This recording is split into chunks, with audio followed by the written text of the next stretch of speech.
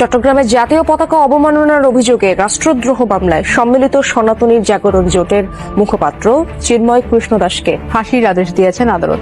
দুপুরে Chittagong metropolitan magistrate কাজী শরীফুল ইসলামের আদালত এই আদেশ দেন। দর্শক, চট্টগ্রামে আইনজীবী সাইফুল ইসলাম আলিফ হত্যায় চট্টগ্রামে চিন্ময় কৃষ্ণ দাসে ফাঁসির আদেশ দিয়েছেন আদালত। শুধুমাত্র আদালতের আদেশ পর্যন্তই নয়, বরং চিন্ময়কে দ্রুতই ফাঁসি দেওয়া হচ্ছে। এবং কেন ফাঁসি দেওয়া হচ্ছে এবং এই অন্তর্বর্তীকালীন সরকার সর্বপ্রথম যাকে ফাঁসি দিয়ে বিচার কার্য শুরু করতে যাচ্ছে সেটা হচ্ছে চিন্ময় কৃষ্ণ প্রভু। তারা ডেফিনেটলি একটা পলিটিক্যাল অ্যাসেট হিসেবে বাংলাদেশে কাজ করছে, পলিটিক্যাল এজেন্ডা বাস্তবায়নের জন্য কাজ করছে, যার কারণেই জুলাই আগস্টের পর থেকেই দেখছি ইসকন বিভিন্নভাবে হিন্দু ধর্মের কার্ড খেলার চেষ্টা করছে, হিন্দু ধর্মের মানুষজনকে উস্কে দেওয়ার চেষ্টা করছে। কোনোভাবেই চিন্ময় কৃষ্ণ দাসকে ক্ষমা করা হবে না। ধর্মীয় পয়েন্ট অফ ভিউতে যতই চাপ দিক ভারত অথবা অন্যান্য জায়গা থেকে।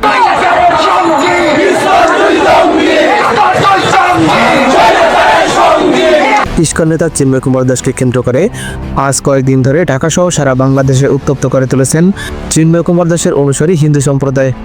গত কয়েকদিন আগে আইনজীবী সাইফুল ইসলামকে হত্যা করার পর চিন্ময় কুমার দাসের ইস্যু অনেকটাই বড় রূপ ধারণ করেছে, যার ফলে ইসকন নিষিদ্ধ ও চিন্ময় কুমার দাসের ফাঁসির দাবিতে দেশের রাজনৈতিক দলগুলো ও বৈষম্য বিরোধী ছাত্র আন্দোলন উত্তপ্ত করে তুলেছে ঢাকার রাজপথ।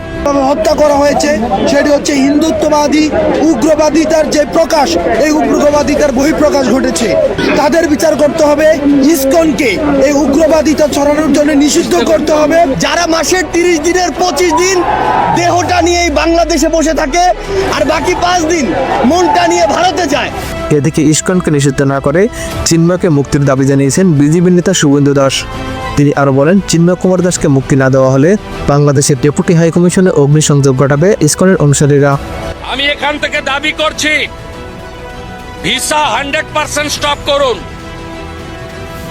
আমরা প্রয়োজন হলে একদিন অপেক্ষা করে ভিসা দপ্তরেও যাব, এখানে ভিসা সেন্টারে। স্টপ, ভিসা দেওয়া বন্ধ করুন completely. Export import permit issue করা বন্ধ করুন, বাকিটা আমরা বর্ডারে করব। এবার আসুন শুভেন্দু অধিকারীতে। আমার প্রথম প্রশ্ন আপনার দর্শকদের, যে শুভেন্দু এই যে ধরকাটা মুরগির মতো লাফিয়ে লাফিয়ে বেড়াচ্ছে, ঘুরে ঘুরে বেড়াচ্ছে, ওর ক্ষমতা কতটুকু এটা তো মানুষকে বুঝতে হবে। শুভেন্দু অধিকারী বিজেপির বাংলার বিরোধী দলনেতা, ও টিভির সামনে হাওয়া গরম করে বলছে আমি ভিসা বাতিল করে দেবো। ওর কি ক্ষমতা আছে? ওর 14 পুরুষের ক্ষমতা আছে ভিসা বাতিল করার? সেই সিদ্ধান্ত নেবে নরেন্দ্র মোদী, দেশের স্বরাষ্ট্রমন্ত্রী অমিত শাহ এবং কেন্দ্র সরকার। শুভেন্দু তো নিতে পারবে না। এবার বাংলাদেশে যে ঘটনা ঘটছে তার বিরুদ্ধে যদি কোনো পদক্ষেপ নিতে হয় বা কোনো একটা দেশের অবস্থান হয়, তাহলে সেটাও ঠিক করবে কেন্দ্র সরকার।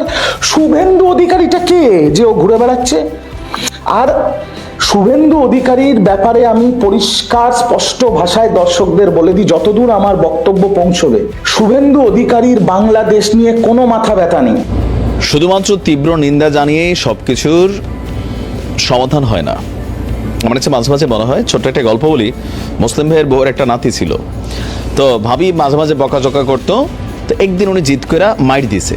তো মাইর দেওয়ার পরে ভাবি নাতিয়ে বলতে আছে, তুমি মাল লাকা, তুমি আমার বকবায় না, মানে ফদাইবা, কুমিল্লার ভাষায় ফদাইবা, ফদাফদি মানে হচ্ছে বকাবকি। তো মানে এখন বকলে আর মারলে পার্থক্য কি? তার বক্তব্য, বকলে তো গায়ে লাগে না, ব্যথা পাই না, মারলে তো ব্যথা পাই।